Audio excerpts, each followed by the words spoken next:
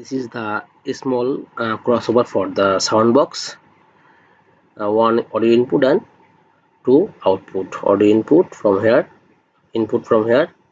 This is the negative or ground. This is the negative or ground. This is the output speaker.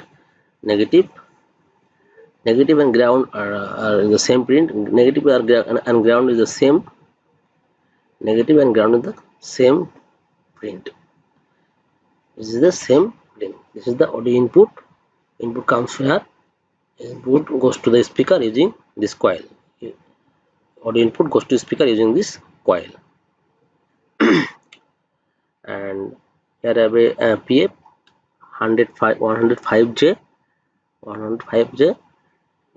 This PF make short the audio output from negative for the speaker. And here I have another PF. This PF also 105 using for the tweeter. And this coil, a small round coil, using for the tweeter.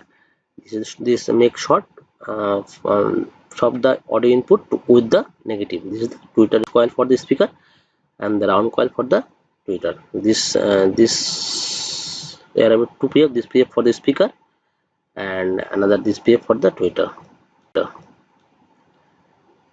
This is a nice one, very qualityful.